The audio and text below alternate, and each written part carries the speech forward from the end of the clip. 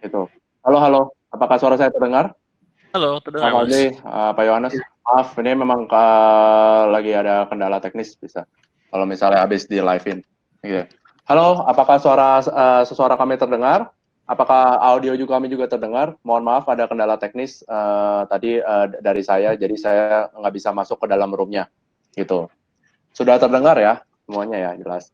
Oke, selamat datang di acara hari ini, yaitu diskusi hukum kontrak dan karir atlet e-sport di Indonesia. Terima kasih sudah menyempatkan untuk hadir kepada para peserta yang sangat antusias untuk mendengarkan bagaimana sih sebenarnya kontrak dan karir atlet e-sport di Indonesia dari perspektif hukumnya. Sudah bersama saya di malam ini ada Bapak Yohanes Yagian sebagai Direktur dari Somnium Esports. Selamat malam, Pak. Malam, halo semuanya. Sudah menempatkan, terima kasih sudah mau hadir dan sudah menempatkan waktu untuk mengisi webinar di Lupol Academy. Dan juga ada Pak Fadli Abdurrahman sebagai Managing Partner dari RFP Law Firm. Selamat malam, Pak. Selamat malam. Terima kasih, Pak, sudah mau sempatin hadir juga. Dan yang terakhir adalah Pak Andrew Tobias sebagai Vice President of Public Relations dari IESPA. Selamat malam, Pak. Halo, malam. Ya, terima kasih sudah mau menyempatkan hadir pada semua narasumber. Baik, hari ini kita akan bahas sedikit banyak itu tentang isu hukum dari kontrak pemain e-sportnya, baik dari sisi hukum maupun dari segi praktiknya, yaitu dari segi atlet dan juga dari tim e-sportnya. Dan kendala-kendalanya apa saja sih yang biasanya ada di dalam kontrak pemain e-sport, dan apa saja yang wajib diperhatikan pada saat sebenarnya kita mau engage ke dalam sebuah ranah profesional dari e-sport ini. Apa saja hal-hal penting yang isu-isu hukum yang ada di dalam kontrak pemain e-sport. Baik, antara lagi saya berikan waktu kepada Bapak Fadli Abdurrahman terlebih dahulu untuk menyampaikan presentasinya. Sebentar ya, Pak ya.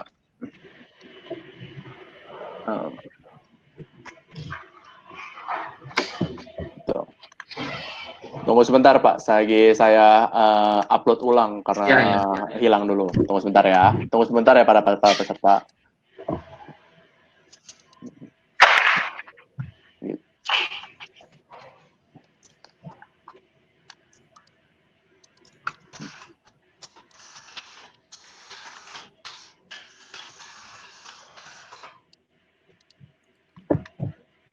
Oke, siap. Silakan Pak Fadli. Oke.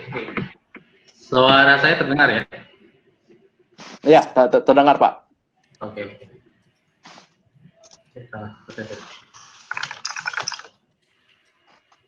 Oke, selamat malam semuanya. Selamat malam semuanya. Perkenalkan, saya Fadli Abdurrahman. Saya Managing Partner dari RPP Law Firm. Malam hari ini saya diundang untuk mengisi materi terkait dengan kontrak pemain. Yang akan saya bahas adalah kontrak pemain secara umum. Jadi bukan terkait dengan kontrak pemain antar tim maupun antar player secara spesifik. Oke, di RPP Law Firm ini kami berada di divisi teknologi. Kami bernaung di Sevanda Esport Agency, yang mana di sini kami membantu untuk pendampingan kontrak pemain dan juga kontrak tim serta sponsor. Selain itu juga kami mengedukasi hukum terkait dengan industri e-sport. Jadi buat teman-teman yang nantinya ingin berkecimpung baik itu sebagai pemain maupun sebagai pemilik tim dan ingin lebih paham terkait dengan hukum, terkait dengan kontrak, kami bisa membantunya. Lalu juga sponsorship sport. Itu demikian terkait dengan perkenalan sedikit ya. Kita langsung masuk ke dalam materi. Materi yang akan saya bawakan di sini yaitu terkait dengan kontrak secara umum. Secara umum, kontrak itu merupakan persetujuan. Jadi diatur di dalam KUH Perdata pasal 1313 yang mana suatu persetujuan adalah suatu perbuatan di mana para pihak saling mengikatkan diri terhadap satu sama lain. Di sini, di dalam kontrak e-sport sendiri, pihak-pihaknya yaitu pemain dan juga tim. Yang mana mereka melakukan persetujuan, tanda tangan kontrak, lalu juga perform pemain dan juga streamer, itu sesuai persetujuannya di dalam kontrak, yang ada di dalam kontrak. Perlu digarisbawahi bahwa hukum yang berlaku di Indonesia pada saat ini belum mengatur tentang kontrak e-sport secara menyeluruh.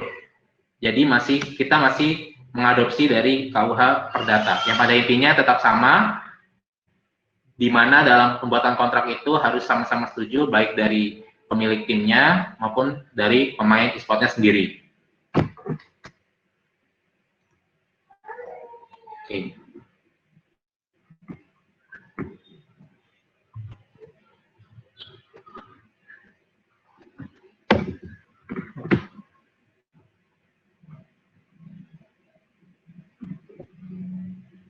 Baik, di industri e-sport sendiri, memang perjanjian tersebut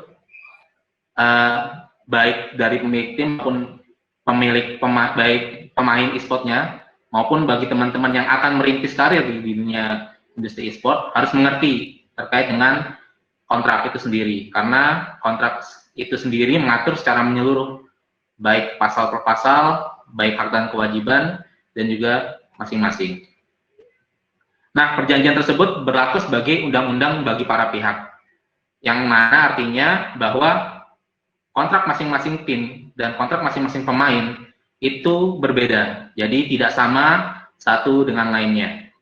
Berbedanya di mana, baik itu di nominal gajinya, baik itu di kesepakatan performnya, hak dan kewajibannya, itu berbeda satu dengan lainnya, dan itu sifatnya konfidensial atau sifatnya rahasia, jadi tidak bisa kontrak itu diumbar ke publik, sehingga tidak heran jika memang teman-teman melihat di YouTube itu banyak yang nanya gaji pemain, dan pemainnya itu tidak menjawab, karena memang dilarang untuk membuka itu.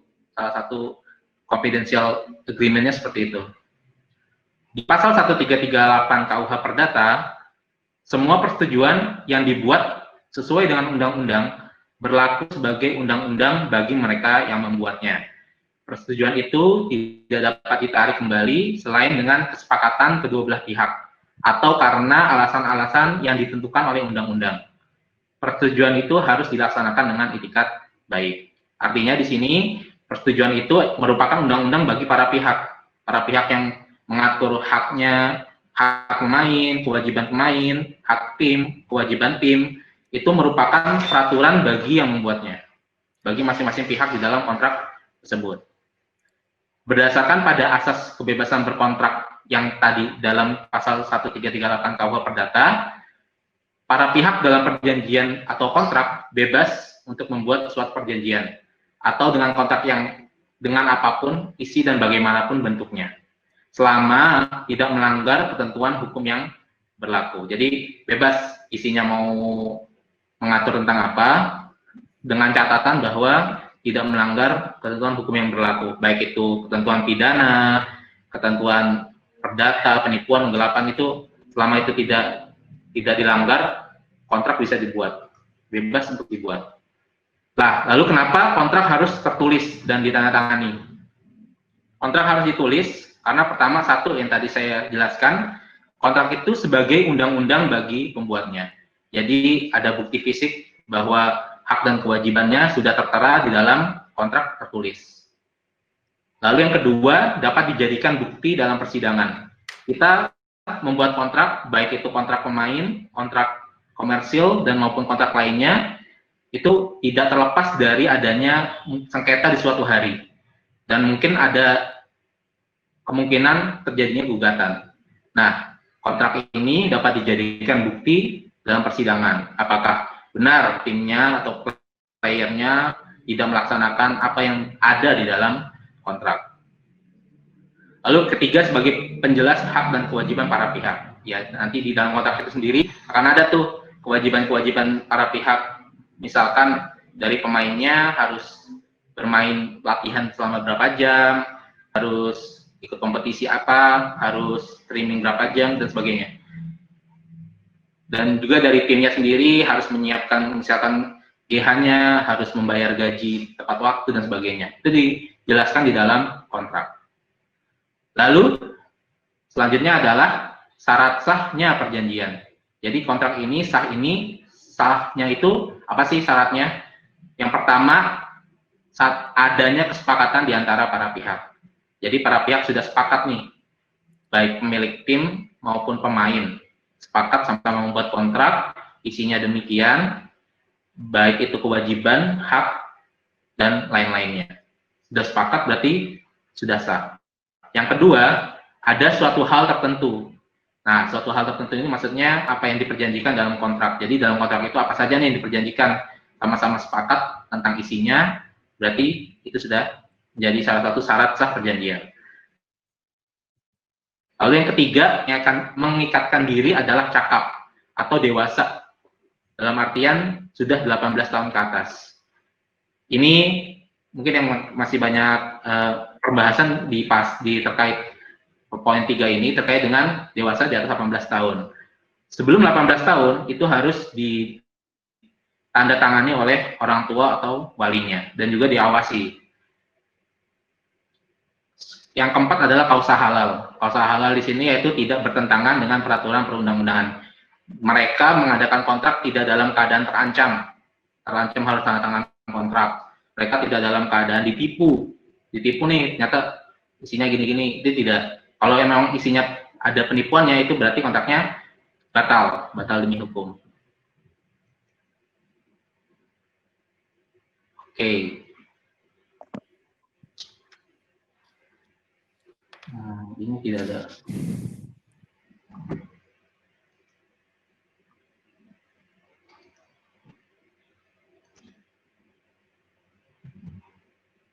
Oke, ini tidak ada gangguan sedikit. Mungkin saya share dari tempat saya saja ya. Pak, silakan digunakan fitur share screen-nya, Pak. Oh ya. Oke.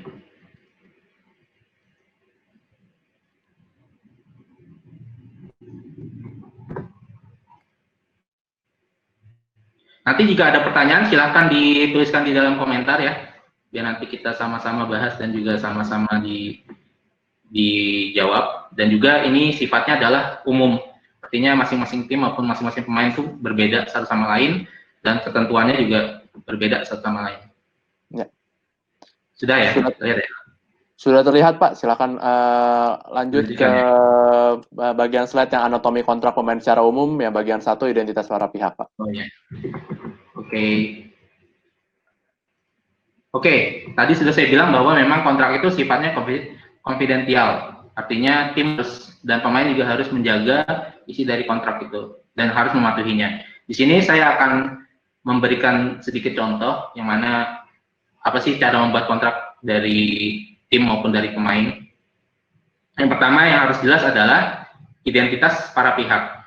Jadi selain judul nanti perjanjian kerjasama e-sport, lalu juga nanti di bawahnya ada nomor perjanjiannya, identitas para pihaknya. Identitas para pihaknya ini yang mewakili adalah yang pertama adalah pihak dari playernya. Playernya siapa, umurnya berapa, jika memang di bawah umur, dia akan diwakilkan oleh orang tuanya. Nah, nanti akan ada keterangan di bawahnya itu, nama orang tuanya juga, jika memang di bawah umur. Lalu yang kedua, pihak kedua adalah dari timnya, baik itu pemilik timnya, atau jika ada perwakilan dari timnya yang memang berhak di sana akan mewakilkan di sini. Jadi ini para pihaknya harus jelas. Apakah nanti pihaknya diwakilkan oleh agensi, atau diwakilkan oleh diri sendirinya atau orang tuanya juga diterangkan di sini. Nah, ini yang kedua. Yang kedua itu adalah jangka waktunya. Jadi dalam masa perjanjian ini biasanya akan ditentukan jangka waktunya. Ada beberapa tim yang men-setting jangka kontraknya itu 1 tahun, 2 tahun, minimal ada yang 3 bulan dan sebagainya. Itu terserah dari timnya masing-masing karena sesuai dengan asas kebebasan berkontrak. Lalu yang ketiga, hak dan kewajiban. Ini yang biasanya dibaca oleh pemainnya hanya ini, pasal ini biasanya kebanyakan oleh orang-orang itu yang baca adalah haknya apa nih, sedangkan yang lainnya itu nggak dibaca kadang-kadang, padahal yang lainnya juga penting. Nah, hak dan kewajiban ini dibagi dua, hak pemain, hak dan kewajiban pemain maupun hak dan kewajiban tim. Nah, ini hak pemain yaitu gaji plus bonus. Ini nggak semua tim ya. Jadi ada beberapa tim, tergantung juga dari keputusan dari timnya juga dan hasil negosiasi tentunya dengan playernya. Yang pertama biasanya itu adalah gaji plus bonus. Bonus dari turnamen, bonus dari kemenangan di dalam turnamen dan sebagainya. Lalu yang kedua juga ada BPJS. Yang ketiga adalah makan. Yang keempat adalah device. Jadi player disediakan device yang sesuai spek untuk gamenya. Lalu juga jika memang dia mengisi streamer, akan ada bagian untuk bagi hasil dengan streamer dengan timnya. Lalu juga jika dia mensponsori suatu produk juga ada hak komersilnya. Ini diatur di hak pemain. Dan ini biasanya juga lebih banyak poinnya, biasanya nggak hanya 6, banyak hak-haknya. Dan itu hasil negosiasi dengan timnya sendiri.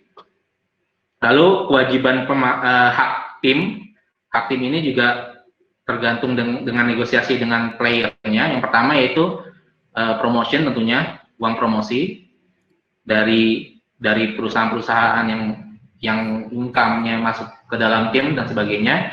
Yang kedua juga uang hadiah dari turnamen menangi. Yang ketiga ini komersial dan sebagainya. Hak timnya juga biasanya nggak hanya 3, ada banyak. Dan ini nanti mungkin pembahasannya oleh rekan Pak Andrew atau Pak Johannes terkait dengan implikasinya. Lalu kewajiban pemain ini juga diterangkan di dalam kontrak. Biasanya tertera yang pertama itu latihan. Jadi dalam sehari itu berapa jam dia harus latihan itu biasanya ada di kontrak. Ada yang 3 jam, untuk di bawah 18 tahun biasanya 3 jam. Ada yang 5 jam, ada yang 8 jam. Ada yang ya pokoknya tergantung kesepakatan antara pemain maupun timnya.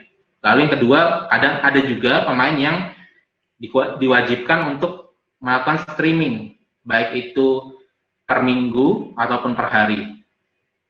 Nah, ini juga banyak ya tim-tim yang mengadopsi ini, streaming di Instagram. Tujuannya adalah pertama untuk branding dari sponsornya sendiri, yang kedua adalah untuk menaikkan timnya itu sendiri, brandnya, dan juga menaikkan pemainnya juga, nama pemainnya juga sama-sama terangkat dengan streaming ini.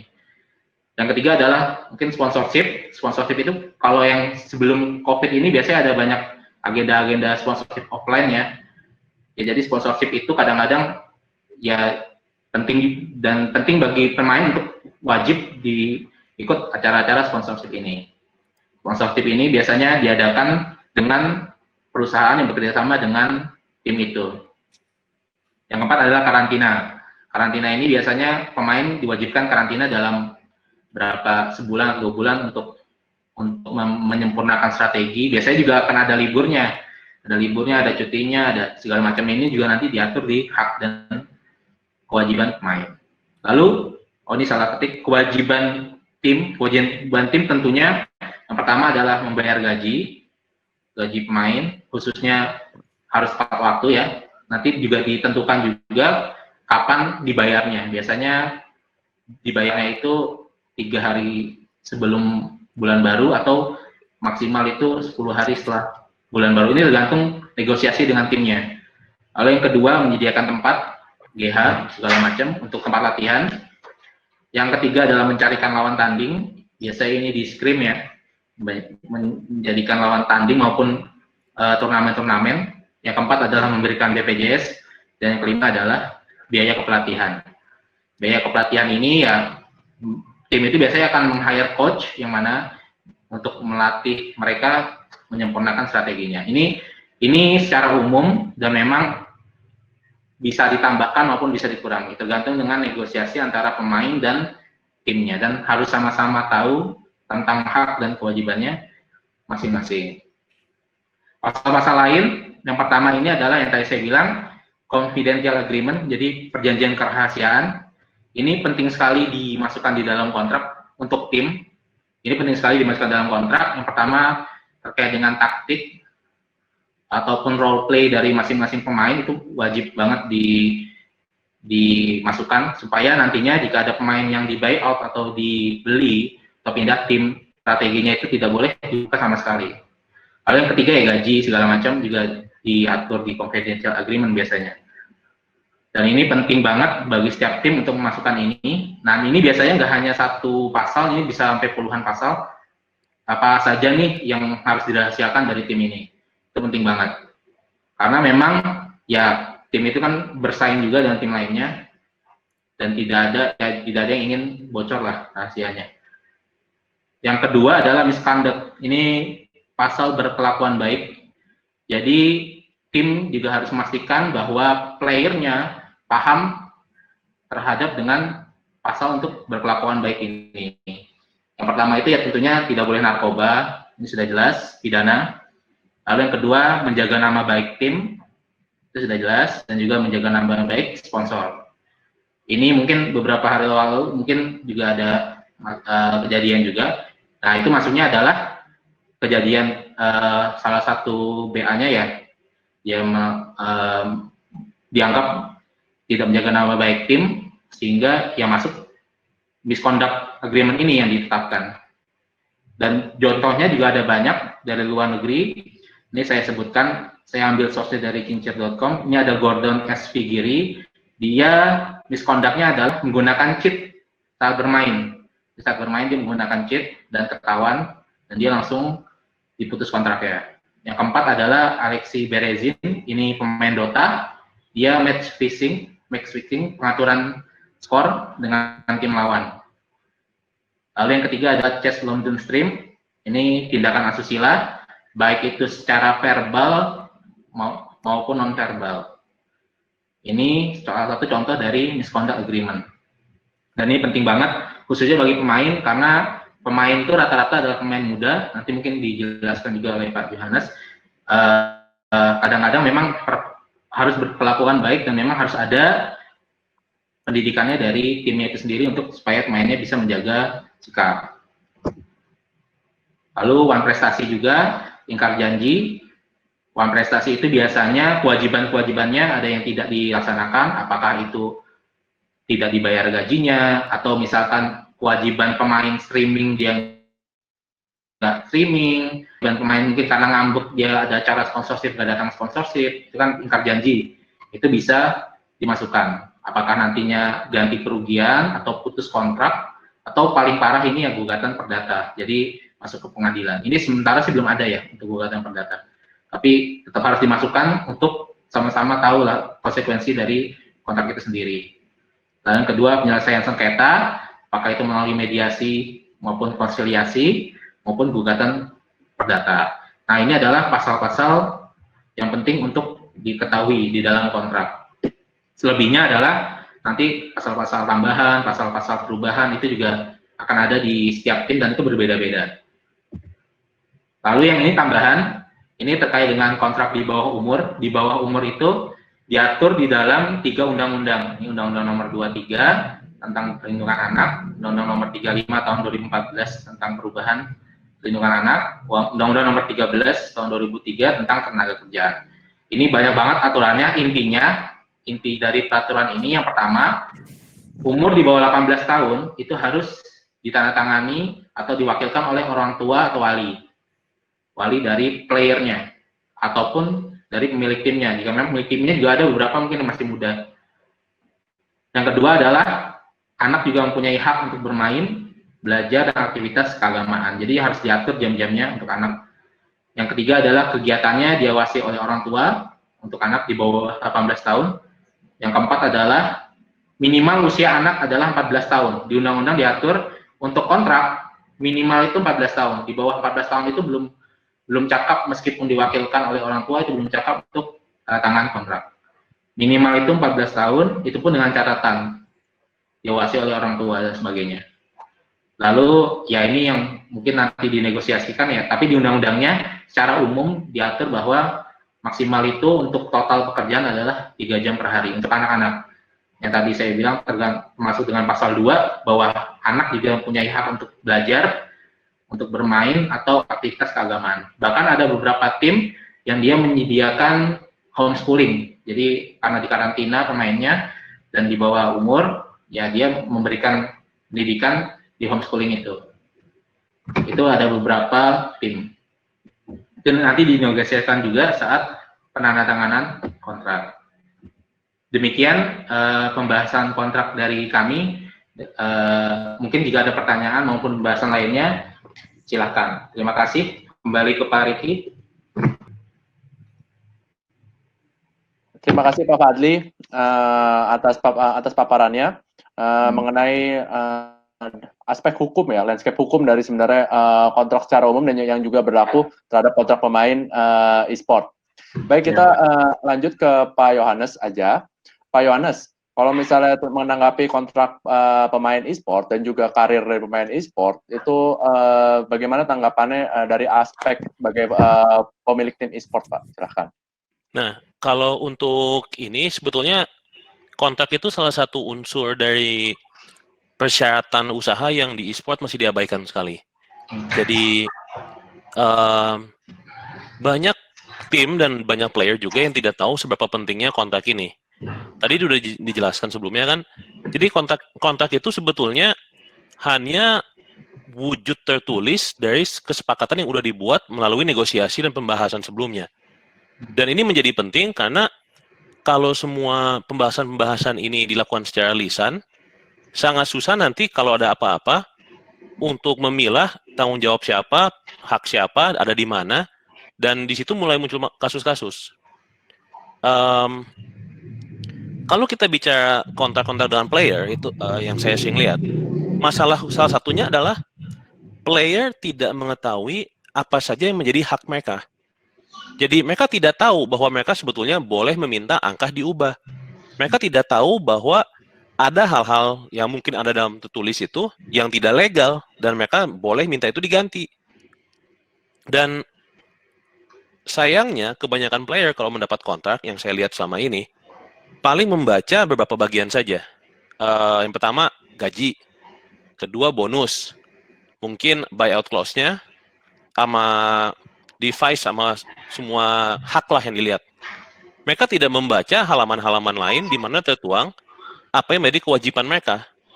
Dan seringkali udah jalan, udah berapa bulan kemudian, muncul sesuatu permasalahan, player bilang, oh saya nggak mau kayak gini, timnya tunjukkan, di kontak ada loh, kamu udah janji. Jadi dokumen ini kan mengikat sebetulnya. Dan sebelum menandatangani kontrak, yang paling penting adalah tahu isinya. Paham apa saja menjadi hak dari seorang individu dalam mengikat suatu perjanjian. Dan satu lagi yang sangat penting, yang ini tidak hanya di e-sport, di semua murid saya, di semua orang yang saya konsultasi atau yang saya bantu, saya kasih satu advice yang sangat-sangat penting. Sebelum ditanda tangan, dibaca ujung ke ujung. Jangan cuma kontrak 30 halaman, yang dibaca cuma 3 paragraf. Pemasukan, bonus, device, udah. Baca semuanya. Jadi, dari sisi tim, dan kita ngomong apa adanya gitu. Mas Andrew pun dia di IESPA, tapi dia juga aktif di tim juga, dia pasti paham gitu. Tim dalam menegosiasi kontrak memiliki kewajiban untuk sebisa mungkin membuat kontrak yang menguntungkan bagi timnya. Itu bukan niat jahat, bukan apa, itu emang itu tanggung jawab yang nego kontrak untuk mewakili tim. Player memiliki tanggung jawab bagi dirinya untuk menegosiasikan suatu kontrak yang paling baik bagi dia. Yang ujung-ujungnya menjadi kontrak adalah kesepakatan ketemu di tengahnya di mana. Pada saat udah ketemu di tengah, itu yang dituangkan ke dalam bentuk tertulis. Jadi, kalau player masuk ke negosiasi tanpa memahami full apa saja yang menjadi haknya secara hukum, dia sudah rugi. Kalau tim masuk ke negosiasi tanpa tahu apa yang menjadi tanggung jawab mereka, itu juga tidak baik gitu. Jadi sangat penting mulai ada edukasi mengenai aspek-aspek hukum yang ada relevansinya di dalam e-sport. Dan itu saat ini masih sangat-sangat kurang. Kalau misalnya ditanya stepnya mulai dari mana, apa langkah pertama untuk mulai mengedukasi ini mengenai kontrak dan hukum, itu saya selalu akan bilang kembalinya ke player. Kenapa? Karena mereka workforce-nya. Tanpa player-player yang terikat kontrak, tanpa player yang bermain, industri e-sport stop total. Nah, e-sport tidak bisa berjalan tanpa player. Jadi player mesti sadar bahwa mereka punya posisi yang sedikit menguntungkan. Nah, konsekuensinya atau resikonya adalah kalau player lihat kontrak, nah dia tidak mau tanda tangan. Tim bisa bilang, ya udah, kamu nggak mau tanda tangan, tapi player itu mau, kita ambil dia aja. That's okay, it's a consequence. Tapi kebalikannya juga bisa, jangan lupa bagi player ya. Kalau tim sampai menawarkan kontrak ke player, kan mereka mau player itu. Mereka merasa bahwa player itu memiliki sesuatu yang lebih dibandingkan yang lain. Berarti dia juga punya negotiating power gitu. Dan itu sesuatu yang sampai saat ini belum kelihatan. Pada umumnya kontrak itu biasanya tim datang, kasih dokumen, player buka, baca 1-2 halaman, tanda tangan, selesai. Padahal dokumen ini penting loh. Kontrak e-sport pada umumnya 2-5 tahun yang bisa saya lihat sih. Kadang-kadang ada yang 1, kadang-kadang ada yang lebih. Tapi mengingat bahwa karir pemain e-sport, biasanya kalau di level elit di Indonesia, itu maksimal 3-6 tahun kalau beruntung. Kontrak ini berarti mengikat dia untuk hampir 1 masa aktif dia sebagai profesional. Dan ini akan menentukan pemasukannya. Ini akan menentukan tanggung jawab dia, apa yang diminta dari dia selama masa dia kerja. Sehingga seharusnya dokumen ini mendapatkan lebih banyak perhatian dari sisi player sebelum dia berjalan.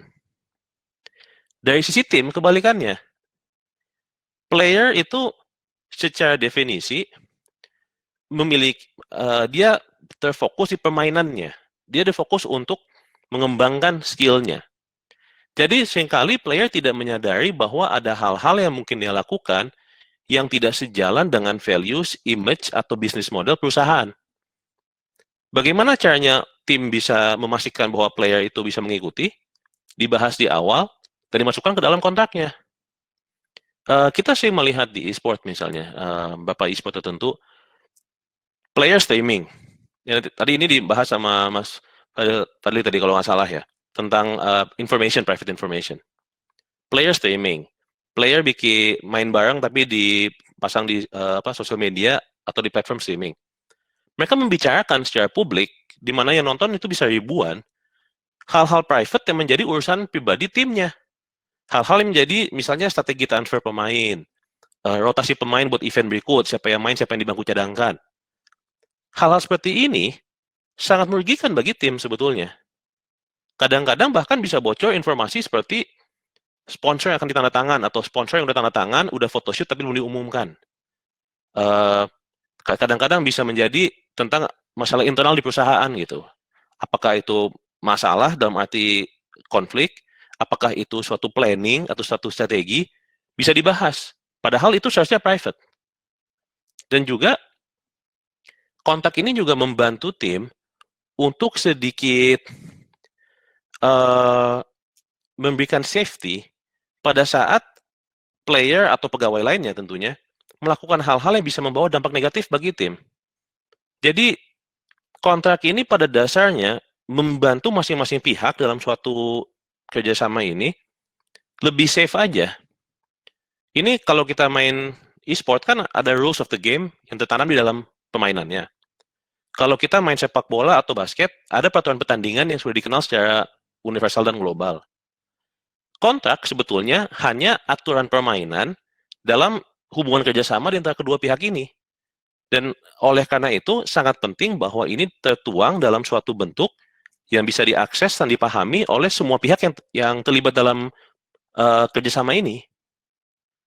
Jadi, ya, saya menggarisbawahi sekali lagi bahwa kontrak itu sangat penting dan perlu dipahami dengan penuh, baik dari segi hak dan kewajiban maupun dari segi isi oleh player maupun timnya.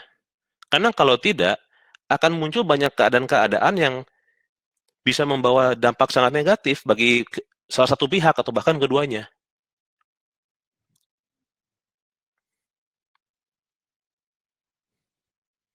Ya kan, Mas? Terima kasih banyak Pak Yohanes atas paparannya dari perspektif tim bahwa sebenarnya masing-masing pihak, karena ini masing-masing pihak ya masing-masing punya kepentingan ya Pak, sehingga maka kontrak itu menjadi gameplay, role of the game-nya bagi kedua belah pihak. Baik, sekarang kita lanjut kepada pembicara ketiga, yaitu Pak Andrew Tobias. Silahkan disampaikan Pak, sebenarnya apa sih isu-isu yang muncul terkait dengan kontrak pemain apabila dilihat dari sisi pemain atletnya. Silakan Pak. Iya, sebelumnya kita juga udah pernah tahu kalau misalkan kontrak ini perjanjian antara kedua belah pihak, dan yang dimana biasanya yang menyediakan kontrak itu pasti dari sisi organisasi timnya. Nah, kita bisa bilang kalau yang seperti tadi Pak Joy paparkan, kalau kontrak dibuat itu untuk ya menguntungkan untuk kedua belah pihak, tapi kadang lebih timpang ke satu pihak, itu memang nggak salah. Ya emang itulah udah kewajiban si pembuat kontrak, mereka membela kepentingan perusahaannya.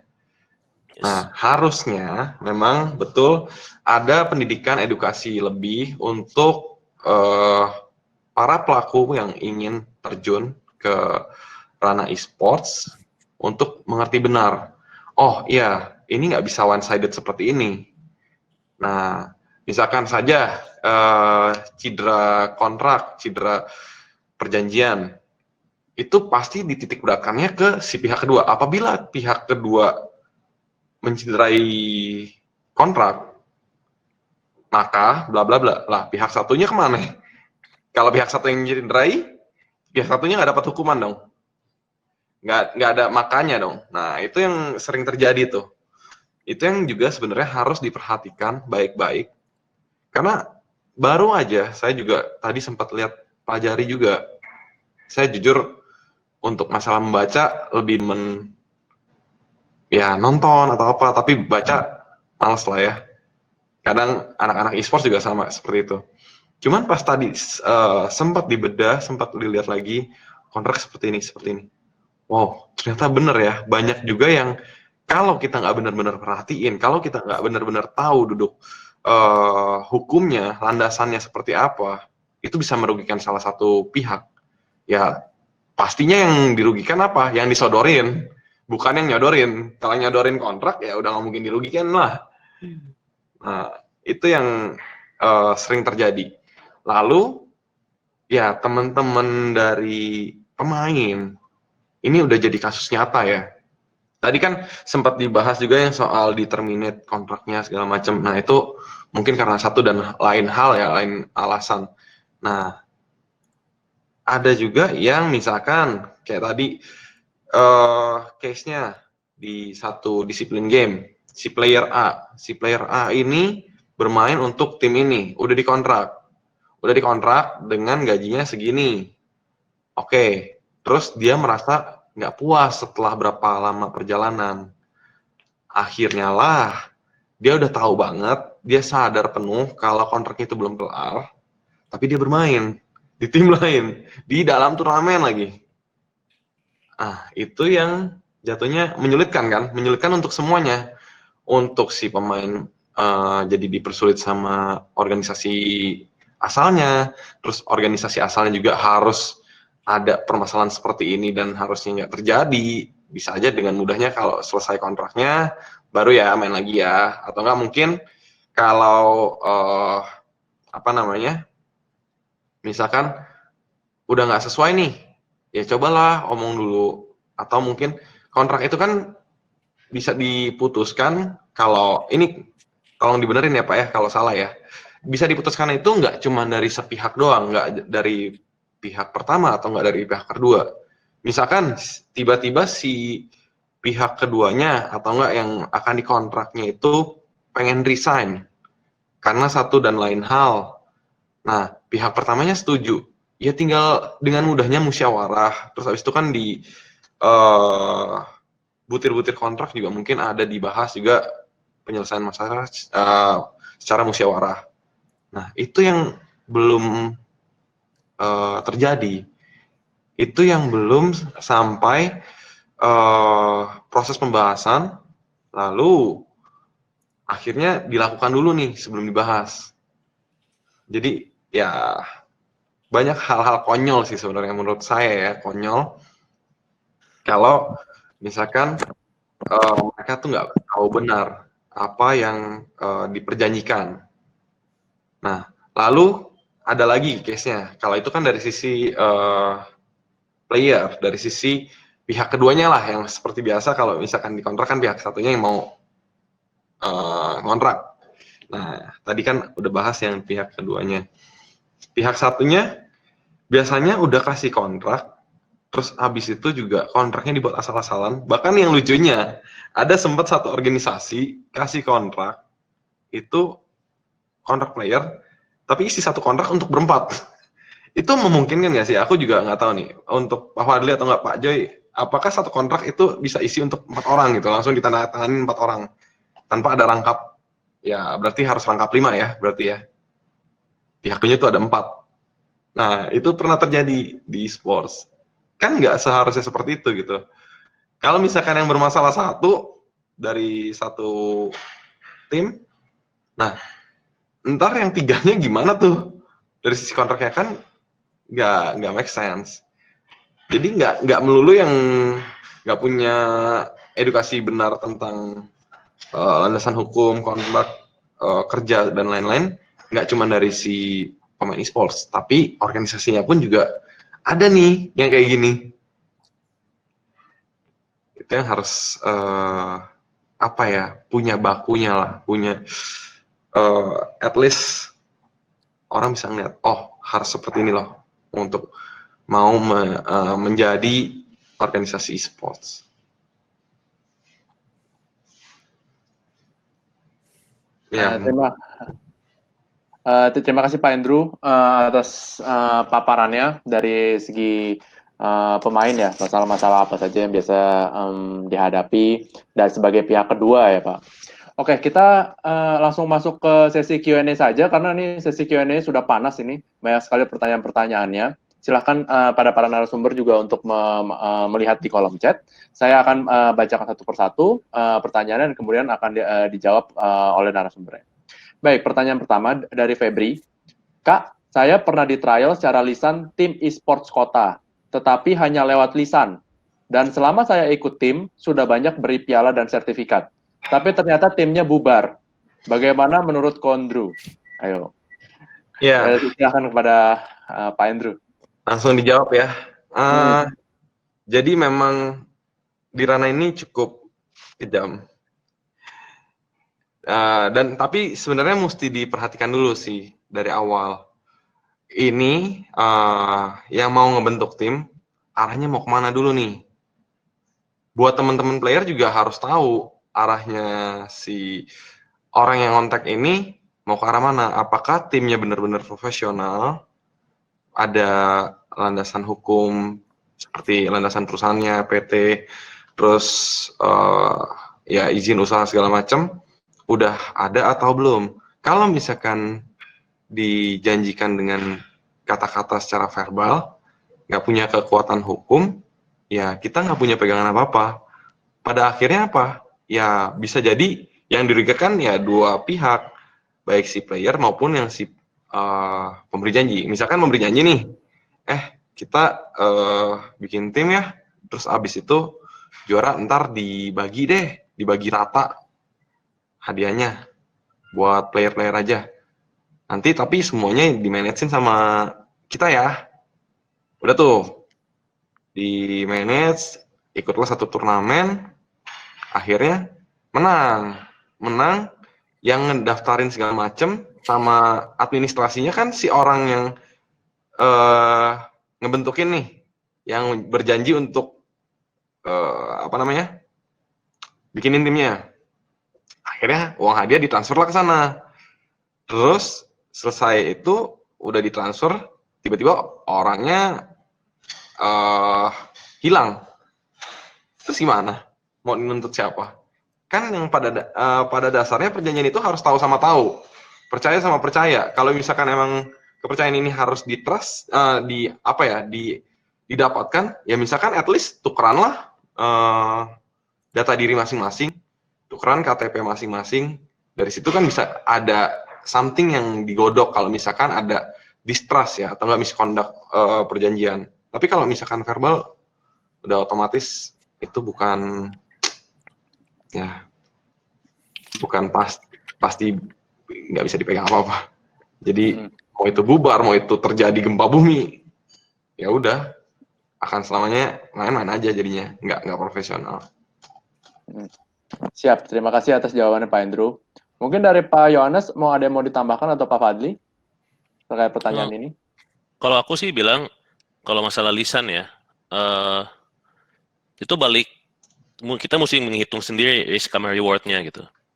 Kalau misalnya saya main sama Pak Fadli sama Mas Andrew, kita temen main lah gitu, terus kita bikin perjanjian, oh untuk satu musim game ini kita akan tanding bareng deh. Ya itu mungkin oke gitu, karena kan skopnya tidak terlalu besar gitu. Tapi kalau misalnya kita sudah bicara kayak masuk GH, ikutin kompetisi besar, uang hadiah besar, secara umum jangan lakukan apapun tanpa kontrak, tanpa tertulis gitu. Nah kalau bisa ada saksinya. Jadi kadang-kadang bisa saja, kayak saya sekarang juga bekerja dengan beberapa pihak tidak pakai kontrak, tapi di situ sudah ada trust base yang sangat besar. Jadi saya oke gitu. Tapi kecuali kalau benar-benar 100% percaya, yakin sama pihak yang satunya lagi, kalau memang udah kenal lama, udah teman dari SD, udah 30 tahun bareng, itu mungkin masih oke sedikit. Tapi jangan salah, itu pun masih bisa kacau loh. Kalau kamu trust dan tidak terlalu resiko lose sesuatu, oke, lisan silakan. Tapi baiknya tertulis sih. Itu hampir dalam 99% kasus lebih baik tertulis sudah. Oke. Siap Pak Yohanes. Jadi pentingnya ada kontrak tertulis ya, terkait untuk melakukan segala tindakan terkait sama e-sport juga. Yes. Mungkin dari Pak Fadli ada yang mau ditambahkan Pak terkait pertanyaan ini? Mungkin boleh dinyalakan dulu Pak mic-nya. Pak Andrew dan Pak Johannes sebenarnya sih sudah jelas sih, memang kontrak itu perlu untuk ditulis. Bukan karena tidak berlakunya, verbal sebenarnya berlaku, seperti Pak Johannes bilang. Tapi untuk enforceable-nya itu sulit. Jika masuk ke pengadilan itu sulit untuk dibuktikan. Lebih ke arah pembuktiannya yang sulit. Jika memang verbal. Itu tidak tambahan. Betul. Oke, yang sudah tertulis saja masih bisa disangkal ya pada akhirnya jadi pengadilan, gitu. Apalagi yang enggak. Oke, kita lanjut ke pertanyaan selanjutnya dari Edli. Apakah perjanjian dengan pemain bisa dibuat dalam bentuk perjanjian kerja dalam Undang-Undang Ketenagakerjaan? Karena unsur-unsurnya merupakan pemberi kerja dan pekerja dan sifatnya adalah pekerjaan. Mungkin bisa dijawab oleh Pak Fadli? Ya. Terima kasih. Tadi pertanyaannya, langsung saya jawab aja ya. Silakan Pak. Pada intinya adalah justru Undang-Undang Ketenagakerjaan yang digunakan untuk kontrak ini. Khususnya untuk ketentuan di bawah umur, itu justru Undang-Undang Ketenagakerjaan yang mengatur bahwa minimal itu 14 tahun untuk di bawah umur tangan kontrak. Sehingga Undang-Undang Ketenagakerjaan ini di dalam kontrak ini digunakan oleh banyak tim dan juga menjadi dasar bagi tim maupun player untuk melakukan kerjasama antar tim dan juga antar playernya itu sendiri. Namun yang lebih penting untuk dibahas di sini bahwa perjanjian tenaga kerja sendiri kan dibagi dua, ada yang PKWT maupun PKWTT. Itu tergantung dari tim dan juga playernya, apakah PKWT atau PKWTT. Kalau PKWTT berarti 2 tahun, setelah itu jadi PKWT atau langsung PKWT. Kebanyakan untuk tim-tim pro itu yang tadi sebelum Pak Johannes bilang itu sudah PKWT, jadi sudah di kontraknya sudah dalam jangka waktu yang memang lebih panjang. Itu sih Pak. Oke. Siap. Terima kasih atas jawabannya Pak Fadli. Sorry. Waduh, begini. Oke. Ya, apakah ada tambahan dari Pak Andrew ataupun Pak Yohanes untuk pertanyaan ini? Kalau ini kayaknya terlalu teknis nih, ini mesti yang lawyer yang jawab. Teknis hukum ya? Aku mau makan dulu cuma ya. Malah saya baru belajar jadinya. Iya. Kita lanjut ke pertanyaan selanjutnya dari Christo Penson. Bukankah seseorang di bawah umur 18 tahun dapat dikatakan cakap atau dewasa bila ia sudah menikah? Silakan Pak Fadli. Ya, ini diatur di Undang-Undang Perkawinan ya, nomor 1 tahun 74. Jadi hukum Indonesia itu mengatur asas lex generalis, derogat, lex specialis. Jadi undang-undang yang lebih tinggi itu mengalahkan undang-undang yang lebih rendah. Di sini memang di undang-undang perkawinan jika memang sudah menikah dianggap cukup dewasa. Namun undang-undang di atasnya di KUH Perdata itu mengatur bahwa untuk cakap hukum itu 18 tahun. Jadi dan juga kalau di Indonesia sendiri bisa mengambil contoh ya dari KONI-nya sendiri 18 tahun minimal untuk tanda tangan. Bahkan ada beberapa publisher maupun penyelenggara turnamen yang mensyaratkan 18 tahun bagi minimal pemain itu untuk turnamen. Itu sih paling jawaban singkat teknisnya. Mungkin secara aplikasi bisa ditanyakan ke milik tim siapa. Ya, siap. Itu terkait kecakapan ya. Jadi bukan masalah hukumnya, tapi terkadang ada syarat-syarat administratif dari turnamennya ya, Pak Fadli ya. Ya. Oke, saya rasa Pak Andrew dan Pak Yohanes bisa moving on aja ya ke pertanyaan selanjutnya. Ya. Ini bisa dijawab nih habis itu. Secara hukum tapi juga bisa dari secara praktik. Dari Muhammad Isra. Mau tanya ke Pak Fadli, menjaga nama baik tim itu tolok ukurnya gimana ya Pak? Itu mungkin ke Pak Andrew mungkin bisa lebih menjawab. Boleh siapa dulu nih yang jawab? Nah, mungkin dari Pak Andrew mungkin. Pak Andrew, Yuk, Pak. Masalah nama baik ya. Ini aja sih. Cerminan nama baik itu kan kayak cerminan pribadi kita. Yang dimana kita anggap gampangnya analoginya kalau misalkan organisasi ini mau dicap baik ya harus ada pribadi-pribadi baik di dalamnya. Nah, nama baik ya otomatis seperti di perjanjian yang sudah disepakati bersama, ya itu udah pasti tuh ada. Ya emang nama baik ini apa ya? Kalau kita bilang jabarkan terlalu general banget. Ya. General banget. Tapi yang udah pasti aja dihindari yang enggak kan gampang gitu loh. Yang normal aja jadi orang tuh, apalagi jadi player kan. Itu yang udah pasti ya jangan ibarat kita oke lah ada masalah personal sama pihak mana gitu. Janganlah bawa organisasi kita sebagai backup kita, terus organisasi orang yang dituju, yang dipermasalahkan kita hina-hina. Nah itu udah jadi suatu pencemaran nama baik juga. Nama baik bagi si yang kita punya masalah sama ya kita nih sebagai orang yang mewakili, ibaratnya aku sebagai CEO-nya Elvo, aku berantem gitu, terus ya pasti yang diolok-olok, wah Elvo anaknya beringas, ya itu udah jadi pencemaran nama baik juga, berarti aku udah mencemari nama baik dari organisasi sendiri. Bersikaplah yang sewajarnya saja, yang dimana kalau kita ngomong atlet e-sports, tugasnya apa sih? Ya satu, berkarya aja, dapat achievement, terus berkembang, berprestasi bersama tim. Lalu kalau kita ngomong lebih jelasnya lagi tentang pencemaran nama baik, ya selama kita dipayungi oleh satu badan profesional, ini juga berlaku di ranah profesional kerja. Ya kita ngomong apapun ke orang itu udah ada payungnya tuh. Jadi orang-orang nggak bisa nangkep sebuah pernyataan kita jadi pernyataan yang biasa-biasa aja. Nah, dengan mudahnya kalau kita bilang jaga nama baik, ya nggak usah aneh-aneh aja di ranah e-sports. Terus jangan cari cari kendala lah, cari permasalahan. Kalau misalkan kompetisi, ya itu wajar. Nama baik, ya dari sisi prestasi. Seperti itu. Siap, terima kasih atas jawabannya Pak Andrew. Mungkin dari Pak Yohanes ataupun Pak Fadli ada yang mau ditambahkan terkait nama baik?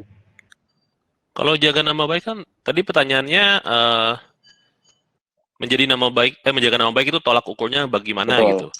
Sebetulnya sih logika aja, seperti yang dijelaskan sama Andrew gitu. It's just logic.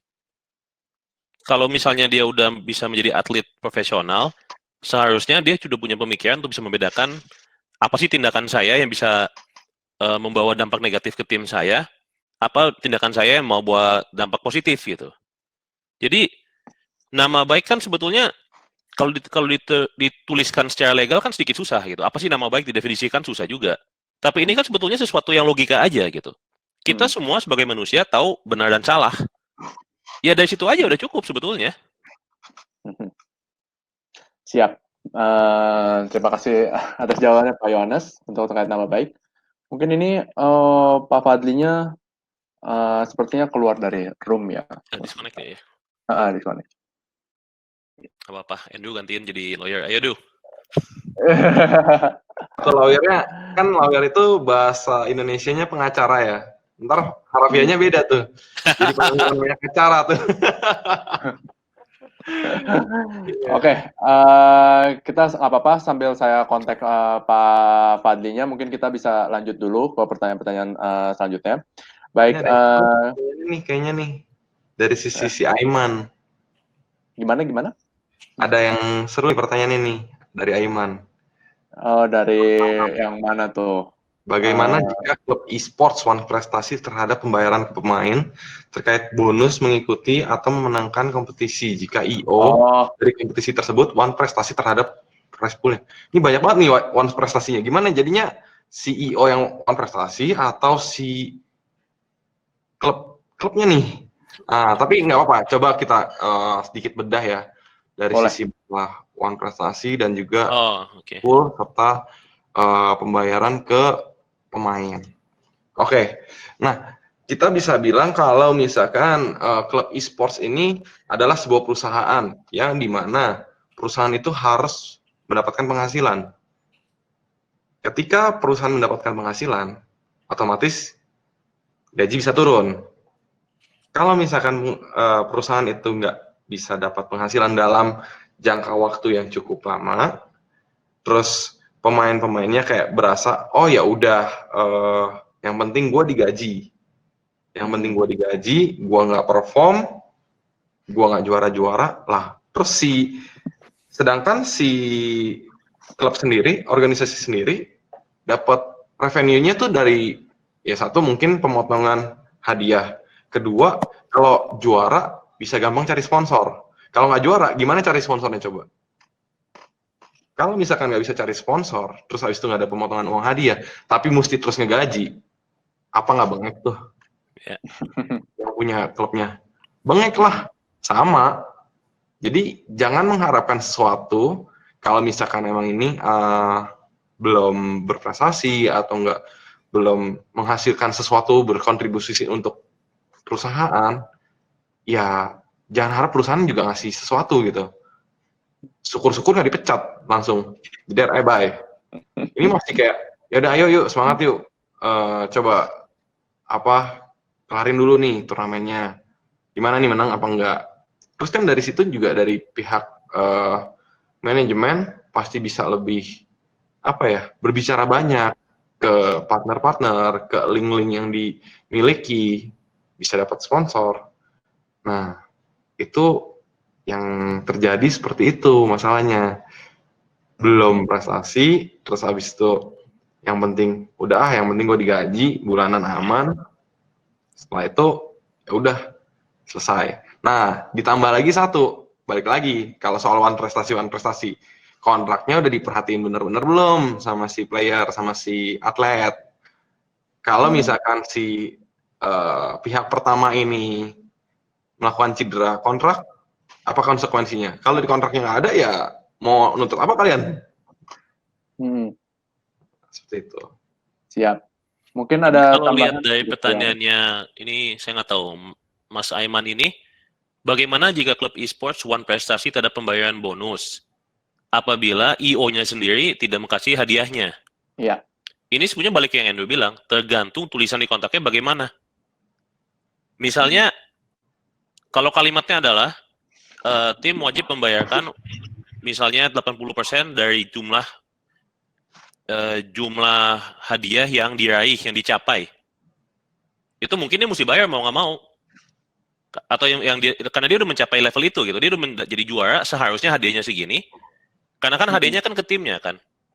Itu timnya bayar ke player bukan sebagai kelanjutan hadiahnya, sebagai bonus, independen daripada hadiahnya masuk atau enggak. Tapi kalau kalimatnya pemain berhak atas 80% misalnya, atas setiap hadiah yang diterima, beda lagi. Jadi sangat penting bahwa dalam kontraknya bahasanya dilihat gitu. Jadi pertanyaannya ini Mas Aiman ini benar-benar tergantung wordingnya di dalam kontrak seperti apa. Apa tata bahasa yang digunakan? Apakah bahasanya menggambarkan bahwa saya main nih, kita main bertiga Dota sama Andrew sama Mas sama tambah cewek 2 lagi, kita main dapat hadiah 100 juta misalnya. Kalau kontraknya tertulis sehingga setiap kali kita menang, kita mendapat bonus dari tim sebesar uang hadiah di kompetisi itu kita tetap mesti dibayar, biarpun uangnya nggak nyampe ke timnya. Kalau bahasanya adalah kita mendapatkan uang hadiah setelah diterima tim, disalurkan ke kita, timnya nggak perlu bayar. Jadi hal sekecil 2-3 kata itu aja bisa mengubah total tanggung jawab dalam kontrak. Jadi Mas Aiman ya seperti itu, mesti benar-benar melihat kontraknya apa gitu. Karena kewajiban bukan hanya masalah bonus atau gaji, tapi semua kewajiban player maupun tim itu balik lagi ke kontraknya. Oke, siap. Terima kasih atas jawabannya Pak Yohanes. Memang ujung-ujungnya sih ini harus dilihat kontrak sih. Kalau mau itu, kalau pendapat saya sih, ya dari timnya itu ngegugat CEO-nya. Kan itu kan udah dimenangin, ya kan? Ya harusnya dibayarin. Kontraknya apa? Kalau di kontraknya bilang kalau menang dapat uang sebesar hadiah, independen daripada hadiah, oke. Kalau menang dan sudah terima hadiah di offer ke pemain, kalau dia nggak terima, legal juga di kontraknya. Betul, siap. Ya, selamat datang kembali Pak Fadli. Sekarang kita membahas mengenai ini one prestasi terhadap pembayaran ke pemain terkait bonus yang mengikuti atau memenangkan atau kompetisi. Jika IO dari kompetisi tersebut one prestasi terhadap prize pool-nya, apakah klub tetap memenuhi kewajibannya dalam pemenuhan bonus atau menunggu hingga uang prize pool turun? Ini kasus kompetisi minor di Jakarta. Terima kasih. Gitu. Mungkin ada tanggapan Pak Fadli? Oke, memang ini uang prestasi itu membuat banyak pihak terkena imbas ya, baik dari tim, player, karena IO-nya ya. Jadi pada dasarnya uang prestasi sendiri, ingkar janji sendiri itu dapat digugat di perdataan. Jadi timnya sendiri bisa menggugat IO-nya selaku penyelenggara karena tidak menjalankan tugasnya. Di sini timnya akan diberikan kebebasan untuk bernegosiasi nih dengan playernya. Bagusnya seperti apa?